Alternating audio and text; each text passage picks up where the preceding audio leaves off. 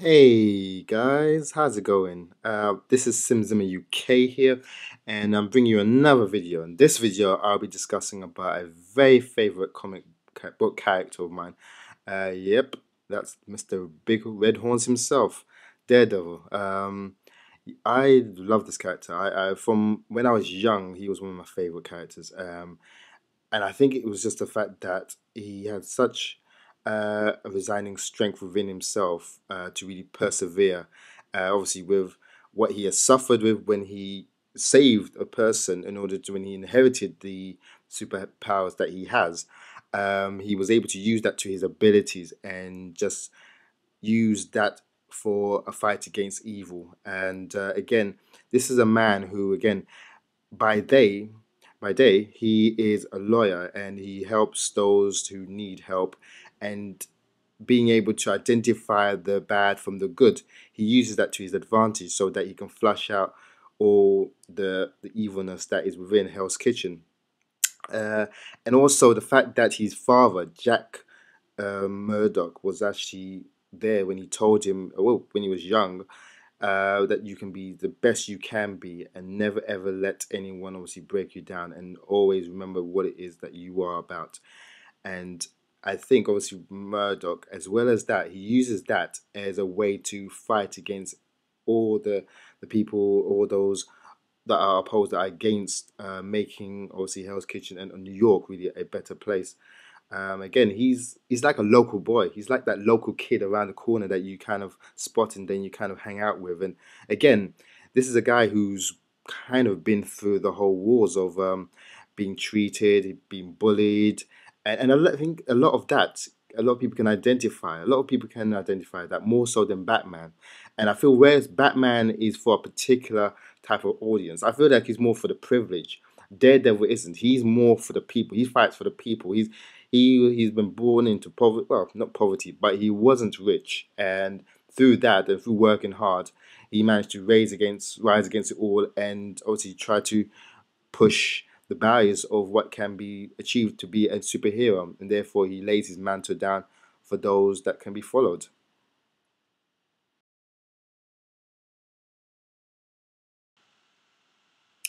And again, when you're the king of New York, or at least when you're running Hell's Kitchen, like as Matt Murdock does, by day and by night, he is the daredevil. He has to take care of all the criminal minds that are laid before him. And that one of those individuals is, as you can see in the picture above, a man by the name of Leland Owsley, who is better known as the Owl. And he is one of Daredevil's deadly adversaries, really.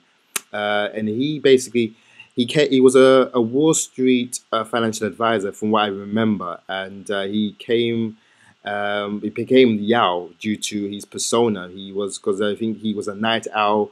He never slept. He kept his eyes open. But then, obviously, he, due to some financial discrepancies that was occurring in Wall Street, he had to leave, and obviously the IRS picking that up were after him, and he created a serum that gave him the abilities to obviously fly, as well as give him almost owl-like attributes, especially if you look at his fingers, gives him more sharp claws. He would be an interesting person to see big screen, and later on you'll see exactly who what I'm talking about, as I like to go further into the movie persona if they were to reinvent, which I know Marvel are. So hopefully, obviously, they can maybe take a look at this and get a key of who they can create. But yeah, going back to, as I said, the Owl. He's very much a deadlier character, and he's one of those individuals that has no morals. He's unscrupulous. He doesn't care really. He's basically almost your classic style, but he's dangerous in the way that he really goes after anyone. I mean, he's kind of, if you look at what a stock a trader does, he's kind of taking on the attributes in the description of that, really. He goes for the jugular. He won't let go. He's he's unhinged. He won't stop at anything. But yeah, what a deadly character he'll be, and an opposing force if you see him in big screen. The Owl really is a sinister character. and he plagues obviously Hell's Kitchen, alone, and it's become one of the strongest criminal minds to come about in the Hell's Kitchen, and definitely one that I know Matt Murdock has to look over his back for.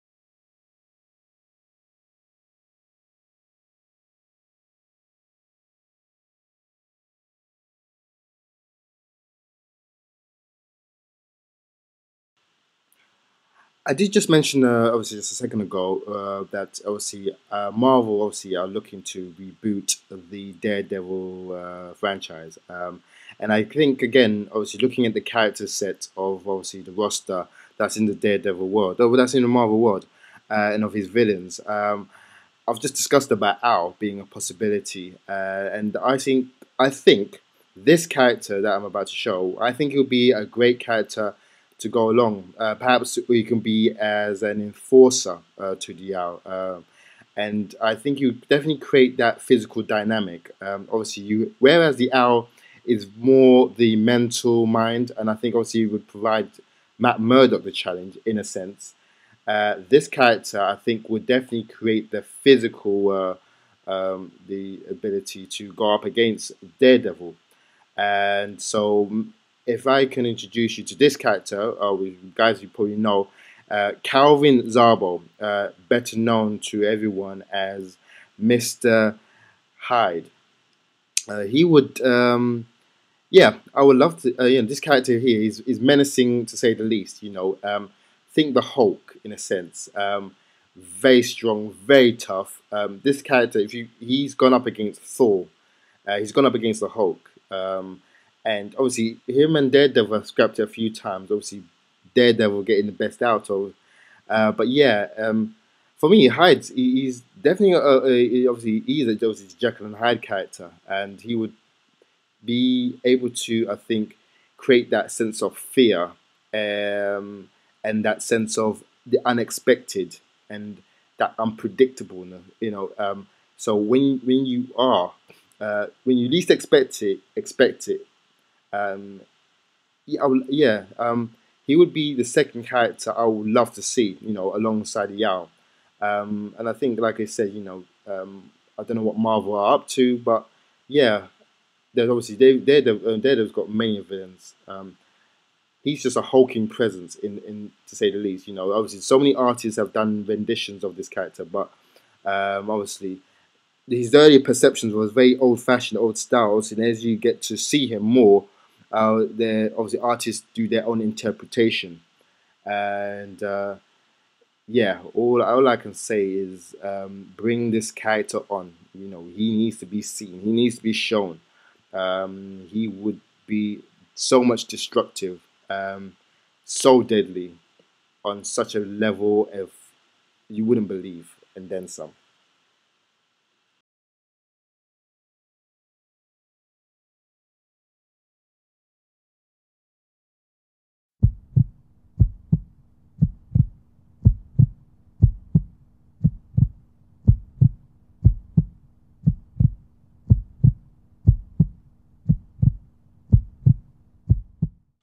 So it comes to director. Now, I've been thinking so much hard about this, and there is only one person that stands or who comes to my mind. He's done many a terrific films in his stretch in his career, from Alien 3, which I love, by the way. I think that's a terrific film. To Seven, to The Game, to Fight Club, to Panic Room, to Zodiac, to The Curious Case of Benjamin Bratt, and I believe he's doing a television series entitled The House of Cards. As you can see, that person is David Fincher. He is perfect for this to direct this film. I think he can convey mood in such a way that most directors struggle, or they find hard not, or they just find hard. He makes the character alone, but at the same time inclusive. When I mean inclusive, he includes the shots, he includes the backgrounds, he includes everything. So you're not just concentrating on that character alone. You're concentrating on everything. His manner of directing is just flawless. he doesn't make anything predictable, and that's what I love about he's commanding of the camera.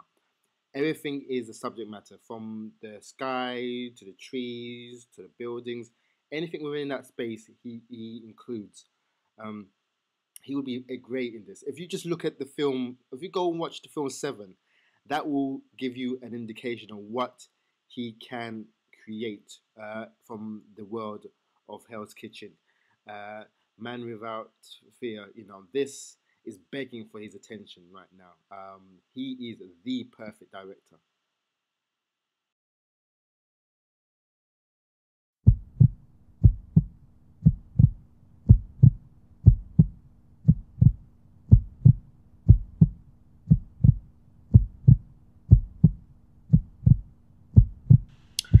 And so we come towards the main character, Daredevil, Matt Murdock. And yeah, I brought this actor. His name is Xavier Samuels. Most of you probably recognize him from Twilight. I mean, that's the biggest movie I can probably tell you that he's been from. That's Twilight Eclipse, and I believe Twilight Breaking Dawn Part 1. Yeah, he's also in Anonymous. That's a film I've yet to see. But yeah, I mean, the guy, from what I've seen, yeah, he's very good. He can act very well, and he has definitely the overall look and the profile of portraying Matt Murdock. And again, I think for Matt Murdock, obviously, he needs to be young in a sense, So these are his earlier years. Yeah, I think he has a great look to him. I think again, I've seen him act. I've not seen lots of his films, but yeah, I think he will command the presence well. I think again, it's all about feeling within the depths of Hell Kitchen. I mean, he has to portray a guy, a man who really who has been through literally hell in the Hell's Kitchen, who has basically seen his fair share of crime, murder, all the sinister languishes, things that have really scourged the cities in New York, and again, give the sense that Matt Murdock, isn't a victim. He's yes, he's seen these things, but in no way does he ever inflict himself as being a victim. In fact, he needs to be more of a forward, a patron in a sense. Also, I think when it comes to really giving a scary, not so much a scariness, but it needs to give a very serious, severe tone. And although obviously Matt Murdock will be blind, he isn't in a sense. So the mood needs to be very subdued, very serious. But yeah, I believe this guy Xavier Sims, I think he would be quite a good candidate to play as Matt Murdock. Now the second person, there was so many I was thinking, but the other guy who I thought was in my radar was a guy called Ben McKenzie, and I believe he's in a television called Southland, and well, yeah, again, he has a very much like Xavier, has a very strong presence, has very much the characteristics of to be Matt Murdock. I think he has an overall look that would command the screen presence as well. General look good, profile well. Again, like I said, and I think what drew me more to him, I think, as also is he feels like he has been part of the underbelly of Hell's Kitchen. Like, this is a man who you could imagine who has seen everything and who has been through the toughest regime, toughest schedule through to Hell's Kitchen that it had to offer. And again, just looking at him in his style, I wanted to give the sense that he really was. He's endured so much, but at the same time, he's rised above it all. And yeah, I think the actor, I've seen him only act in a few programs. But yeah, sometimes you just give an actor a small amount, and usually they explode. And I believe, these two actors in particular, I think they definitely should be the front runners at least to play Matt Murdock. Those are my views. Well, I don't know what yours are, so please comment below on that one.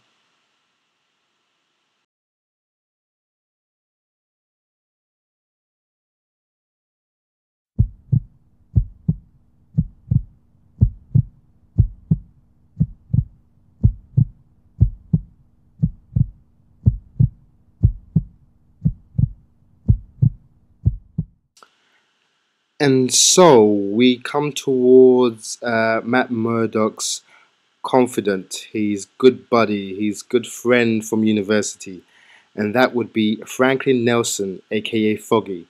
And the two obviously sparked up a good friendship, I think, during the close times when the university, when I believe Foggy was being harassed and by the local football team, and Matt Murdock stepped in, and they've obviously become the closest of buds.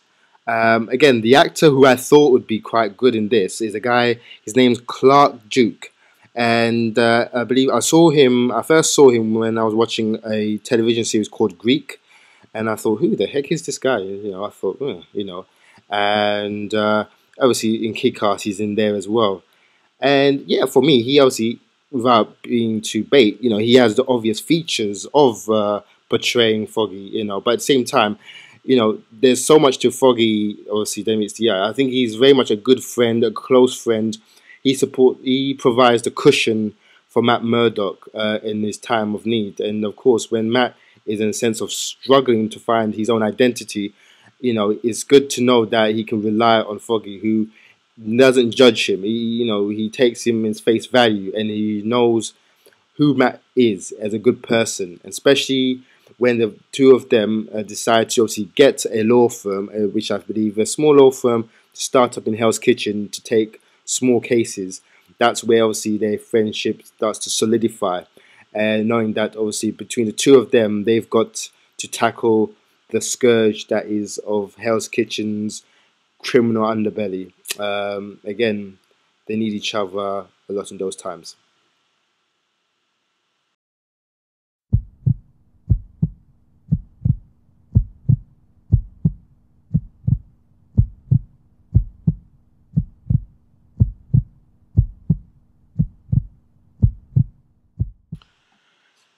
And so we come towards Karen Page. Karen Page, for those of you who are still not sure who she is Matt Murdock's first love interest. And it was actually Franklin Nelson himself, Foggy, who hired Karen to work for them in their law firm. And it grew from there. Her love, her lust, her fascination for not only Matt Murdock, but for Daredevil. Who was this masked vigilante who just was saving everyone? Who was the man behind the mask? And yeah, no, I think she was also split between the two. She almost, I think, in a sense, felt like she was having almost a semi affair, if that makes sense. I mean, she had an attraction for Matt Murdock, but then she also lusted over Daredevil. And looking at actresses, there were plenty of the actresses. Alicia Cuthbert, for me, stands out more because obviously seeing her in Happy Endings, she has a very quirkiness, a very sort of outer New York feel. I think she's almost got like an unsettled way of feeling. She almost looks like a character or a person who has come into a big city from a very small town and is really trying to find her feet. That's how I envisioned Karen Page to be. Very much an outer town, an outer country woman. And so obviously landing in this big city, in this very small law firm, surrounded by these criminals. Obviously her, Foggy and Matt, they obviously, between the three of them, obviously handle small cases.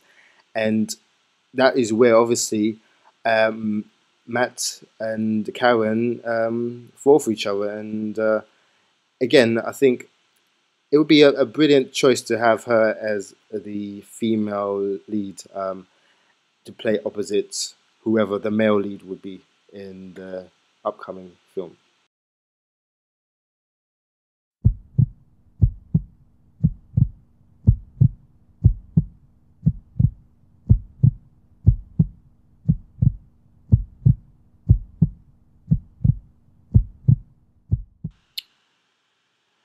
And so we move on to Matt Murdock's father, who who I actually, Val Kilmer, I don't know, was the top person who I just thought, yes, without even thinking. I don't know, he just resonated for me as playing this very protective father, being strong, being dynamic, being really executionary inside the ring, but outside the ring, um, he would be this gentle figure, a reminder to Matt to say that, I'm your father. All I want is the best for you. From Jack Murdock, he was, I believe, one of Fixer's, who was a dealer at the time, one of his men. I think that's how a lot of the time is portrayed. And again, he was just the heavy hitter, really. He would do the seedy things that needed doing. And I think he was given the choice to throw a fight, and again chose not to because of this message he kept conveying to his son: never give up, whatever you do, never stop believing. And obviously, if he had done that, he would be hypocritical. Unfortunately, that led to his demise and his death. But that's always been a recurring message from Matt Murdock, and it's always been the understanding from no matter what you're up against, no matter who you're up against, it will be tough. There will be times that people will push you, that will deter you, that will absolutely throw you down and rubbish you, but you will always rise. And when you rise, you will come back fighting like the fighter you are. And that, for me, is a great ethos and a great saying of who Matt Murdock is. And you can tell he borrows a lot of that from his father, not just the physicalness of the presence, not just the boxer, but the inner man of who he is, because it was important to him that he remains true and that he remains humble, but he remains the man that his father always wanted him to be, the man without fear.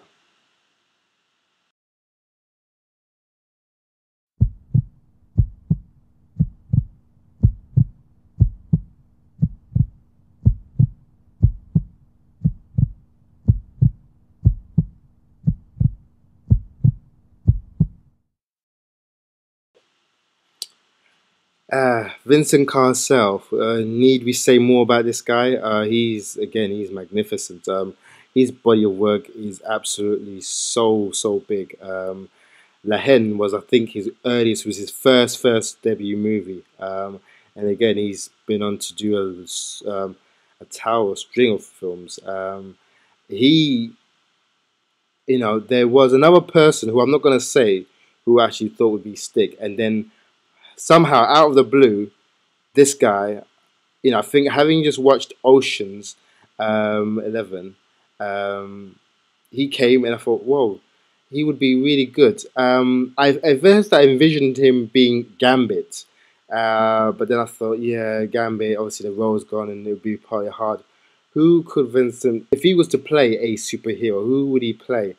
And that was wrestling. I could envision him. And then all of a sudden I thought, well, hang on a second. Stick. I mean, he basically, there was a scene in Ocean's 11 where he does the laser dance. Everyone knows about it, and he's basically trying to sort of weave in and out. He's got a terrific physique. He's got tremendous upper body strength. Yeah, and he has that mood. He has that gravitate. He can gravitate. He can draw you in to his mood. He can draw you in to his expression. He can convey that sense of dread that is needed for this character Stick, because Stick, as you probably know, he's very disciplined. He's very disciplinary towards Matt. He's no nonsense. He doesn't see himself as a father. He basically is very resolute, says what he says, does what he says. He's not worried about the tears, and tough. It makes he definitely toughens Matt Murdock up at an earlier point when he is very soft, to where he is now, where he wouldn't be the person he is now if it wasn't for Stick, because Stick provides him with the vessel to be as strong as you possibly can, to endure as much as you possibly can, to take as much as you possibly can, but never say no. And yeah, Vincent Carcel, I think he would be terrific to play as Stick. He's a terrific actor, and who has, like I said, a great body of work. And yeah, I think he would be awesome as hell.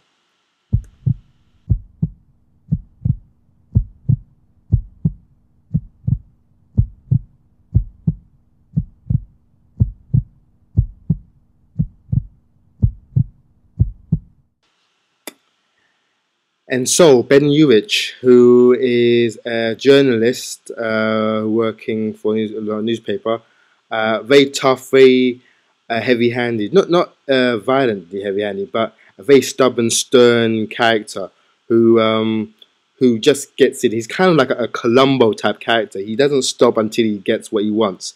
And there was a number of people I thought, but no, Matt Damon was a person who actually struck for me, and the reason being was he was actually, well, from what I remember, there was rumors that he was going for the role for Daredevil when I think it was being made at the time. I don't know how much of that was true, but there was talks of he was going to play as Matt Murdock. Again, that wasn't the case. But no, I've always loved Matt Damon's work, and he brings a purity to his roles, sort of an inner self, and honesty, But he can transform himself into quite any type of guise and convey a very, very realistic portrayal, whether it be an assassin or whether it be, like I said, a comedic role. He has a very comedian type-esque approach to his acting.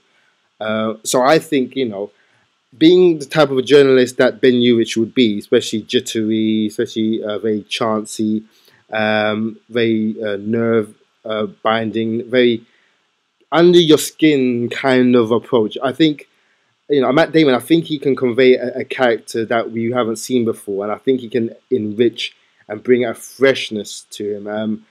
In the same way that when you look at Batman Begins, when you see Gordon played by, I forgot the name of the actor's name.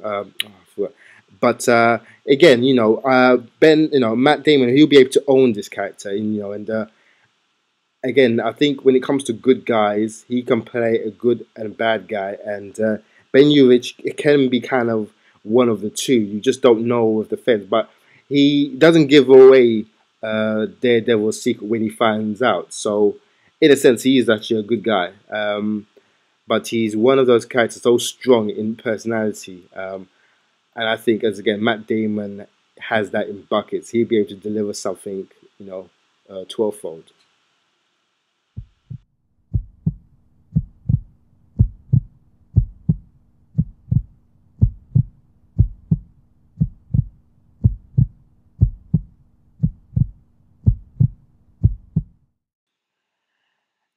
And so we come again to Mary Walker. Mary Walker is a civilian, an individual. Essentially speaking, is someone we really don't know of her. But obviously, Kristen Stewart, I think we'll have a way of portraying a two-sided, like a schizophrenic in a way. I think, not to say that she's crazy, but I think it would be interesting for her to convey a character that would be just that. Now, Mary Walker, as we know her, well, as some of us know her as an individual, but she is best known as Typhoid Mary, and she is the deadly enemy to Matt Murdock. She's a mutant who possesses strong telekinesis, and she has I don't know if it's a pheromone as such that like she can lure people towards her, or subject matters towards her. She definitely is very deadly. I just remember when I first saw her in the comics and read about her, she was just so unpredictable. She was crazy as hell, really a psychotic. And I think, I would like to think Kristen Stewart would be able to gravitate, would be able to generate that sort of character out of her. A no nonsense type of person. Who doesn't care. This is a woman who literally can take so much beating at the same time and not fathom what's happened to her. She definitely is out of it, and Kristen Stewart. I've only seen a few of her. I mean, she's best known for her roles in The Twilight, but I think when you come away from that, and obviously you take her into a role like this, I think this would definitely cement her more in a concrete setting. And I think a lot of people, a lot of the spectators would look in her direction and would think, yeah, she could do justice for this role as Heath Ledger did for the Joker. Rest in peace, sir. But yeah, no. Kristen Stewart, what can I say?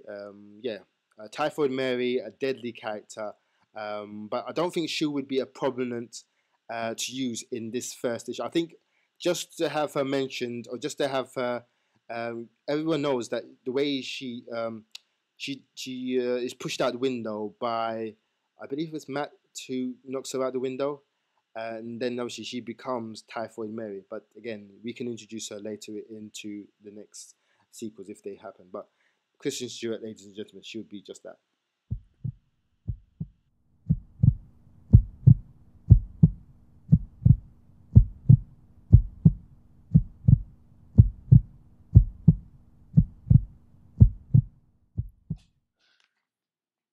And yes, we move on to this esteemed actor. People may know him from the television series Fringe, and also from Lord of the Rings, where he plays Denethor, who is obviously Boromir's father. And that man is John Noble, an esteemed actor, but he's done a lot of voice acting as well. And yeah, no, I think he's a terrific actor. I think again, like the people that I'm picking are handpicking. I'm just looking at how I see them in as the character.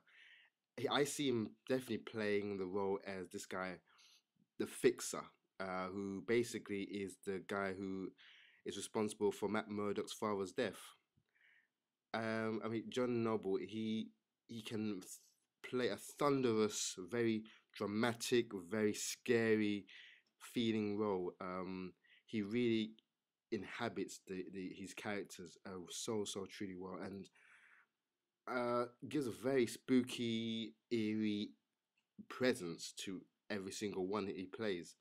I think when you look at, as I said, taking the Lord of the Rings, and you can only just look at the way he draws his energy just from his um, the people he plays alongside, and just imagining him as this very downtrodden crook, this very up and coming guy from the streets of Hell's Kitchen.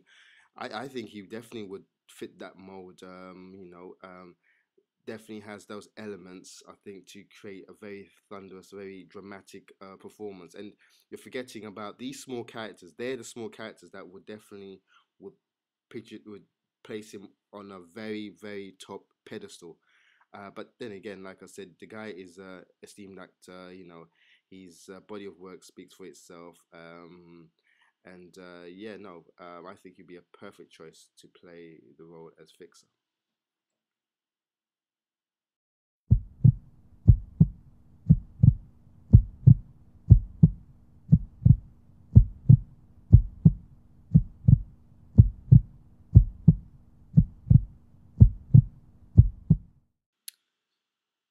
And yes, Leland Owlsley, better known as the Owl, would be this band right here. I did mention before, I was thinking of a particular actor who I could imagine playing, and Jack Nicholson for me is that guy. He's just, I mean, legendary, needless to say. But if you watch the film The Departed, that will give you an insight exactly into what he's capable of. And yeah, I think he would definitely, I think his presence alone would definitely give the film The Man Without Fear some real concrete some apathy, really. Definitely an energy that I think we'll need. Jack Nicholson, he's played so many roles, so many iconic roles, and again, he's one of them. He can play comedic, thriller, a very, even still drama, still, very, completely well. And it's his expressions, more so than most. I mean, when I see him, just looking at the style, he has these just a look of a man with a sinister agenda. Not to say he is, but he just can evoke that feeling of dread, the feeling of despair, feeling of worry, and he, having an actor such as this man right here would be absolutely dynamite. Would be obviously the cherry on the cake. Um, he really, I mean, for a man like the Owl, who's unscrupulous, who has no morals, I think obviously it would be an interesting fit for Jack Nicholson. But yeah, and again, if you look at the film The Wolf, again, that shows you what he is capable of when he's given a role which is outside something he doesn't ever do. But yeah, ladies and gentlemen, Jack Nicholson, Leland Owlsley, better known as the Owl. What do you guys think?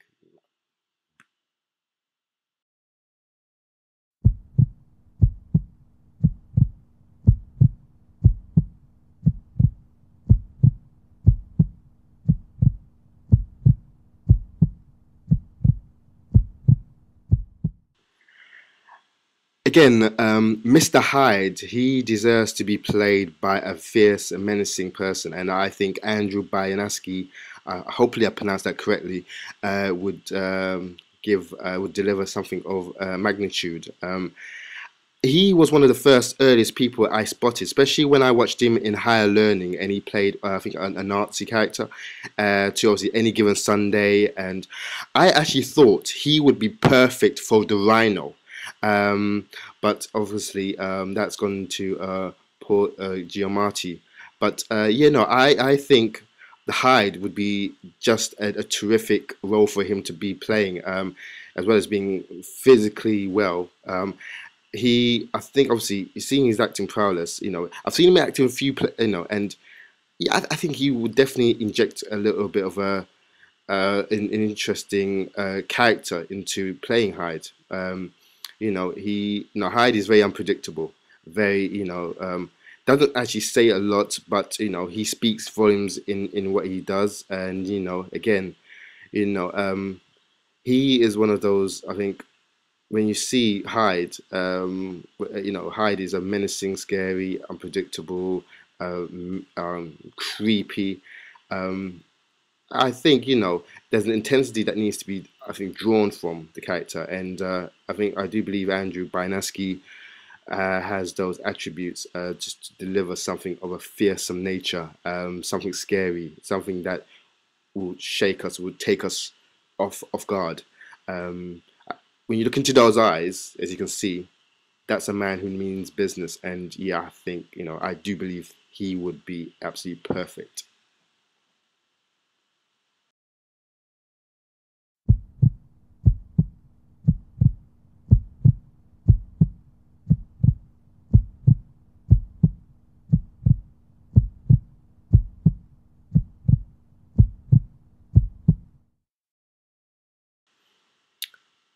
The concrete jungle that is Hell's Kitchen. Again, it's just a beautiful place from a visual standpoint, anyway. And it's obviously the background and the backdrop to and home of Daredevil.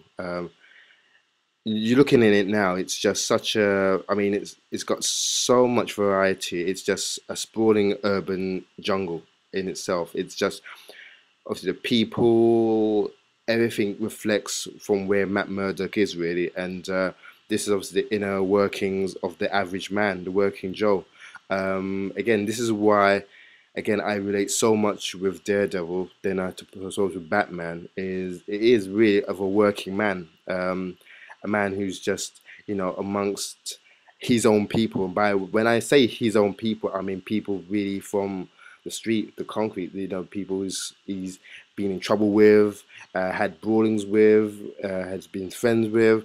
It's just representative of who he is. And I think again, when you look at Hell's Kitchen, and not that I've been there, but it has almost a similar feel, I think, to London. And I've just looking at the surroundings, the style it represents a cohesiveness of this amalgam of people that have lived there, that have been just going their everyday lives really. But when you look at, for me, the representative of Hell's City or Hell's Kitchen would be the people, obviously the meat markets, the places, the basketball courts, everything that I've seen that's represented in the comic should reflect in the movie, from the style. I mean, that wasn't really so much done, I think, in the other movie, the Daredevil movie of 2003.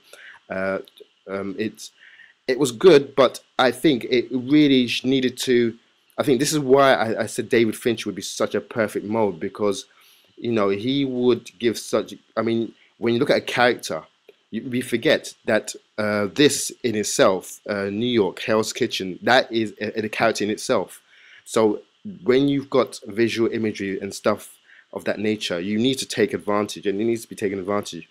And yeah, and with a director like him, I think he would definitely give such an ethos, a grounded meaning, that whole absorbing everything of the culture, the style, everything that is that's inhabited within Hell's Kitchen, the people, the nightlife, the style.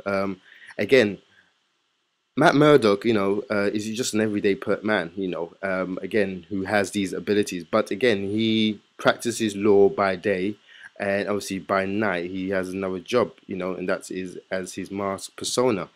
And again, all of these are reflective of where he comes from and where he basically deals with his criminals. I mean, basically, Hell's Kitchen is his patch, is his domain, his era.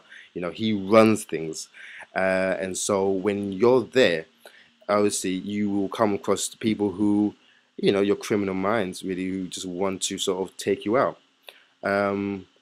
As you've noticed, I've not mentioned the Kingpin, and the reason being is that I think he can be featured later on. And although if they were to make a movie, yes, it'd be good if they could obviously make reference to the supposed Kingpin, again, Mr. William Fisk.